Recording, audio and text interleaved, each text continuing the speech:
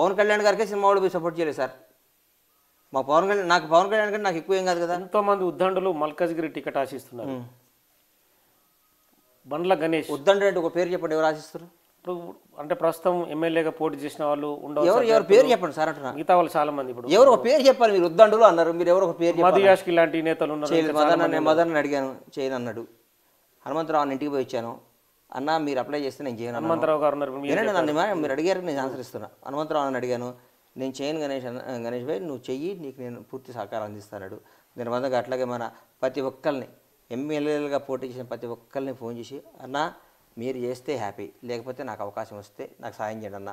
ప్రతి ఒక్కళ్ళు హార్ట్గా మనస్ఫూర్తిగా స్వాగతం చెప్పారు అందరు. గద్దరన్న వాళ్ళ పాప కానీ, వెన్నెలమ్మ కానీ, ఎవరైనా కానీ ప్రతి ఒక్కళ్ళు చాలా, కొలన హనుమంత్ అన్న కానీ, మన ఉప్పల్ పరమేశ్వర రెడ్డి గారు కానీ, అందరూ ప్రతి ఒక్కళ్ళు రాన్న చేద్దాం అన్నారు. కానీ ఒక్కడు కూడా నువ్వు ఎందుకు వస్తావు అలా. వాళ్ళ బ్యూటీ అది నాకు చాలా ఆనందం అనిపించింది. వాళ్ళ సంస్కారానికి చేతులు దండం పెట్టాలనిపించింది నాకు. నిజంగా అంత మంచి సంస్కృతి కాంగ్రెస్ పార్టీలో ఉంది. అంతేగాని దానికి మాకు నువ్వు యొక్క ఉద్దండులు ఎవరైనా ఆశించి నాకంటే మంచివాడు వచ్చి కాంగ్రెస్ పార్టీకి లాభం అవుతుంది, కాంగ్రెస్ పార్టీ గెలవాలి, బాగుంటుందని ఆశిస్తే నేను దేనికైనా పార్టీ ఏం చెప్తే అది చేస్తాను. అక్కడ అంతా బీఆర్ఎస్ ఎమ్మెల్యేలు ఉన్నారు, ఉప్పల్ కానీ. అందుకనే కదా నేను ఎన్నుకుంది, అందుకనే మాజీ మంత్రి మల్లారెడ్డి కానీ, అందుకనే నేను ఎన్నుకున్నా. ఆ ఉద్దండుల నుంచి మీరు బయటపడాలని అనుకుంటారా?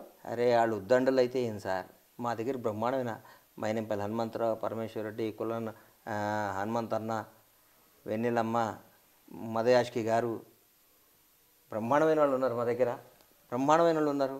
వీళ్ళందరూ ఏంది ఆ రోజు రాజకీయంలో వాళ్ళు ఓడిపోవచ్చు. ఇలా హైదరాబాద్లో లాస్ట్ టైం ఆయన మైనంపల్లి హనుమంతరావు గారు హైదరాబాద్ మేయర్ ఫస్ట్ ఎలక్షన్ జరిగినప్పుడు మేయర్ ఎలక్షన్ తీసుకోవడానికి ఆయన ముఖ్య కారకుడు. 2 సార్లు తెలంగాణ ఉద్యమం కోసం పోరాడి 10 ఏళ్ళు ఎంపీగా ఉండి బ్రహ్మాండంగా తీసుకొచ్చి కొట్లాడిన మదయాష్కి గారు ఎల్బీ నగర్ నుంచి ఉన్నారు. మాకు మహానేత గద్దరన్న బిడ్డ మా కంటోన్మెంట్ నుంచి ఉంది. సీనియర్ నాయకులు కొలన హనుమంత్ అన్న కుత్బుల్లాపూర్ నుంచి ఉన్నాడు. బండి రమేష్ గారు కొత్తగా వచ్చి ఇక్కడి నుంచి ఉన్నాడు, మన కుక్కట్పల్లి నుంచి ఉన్నాడు.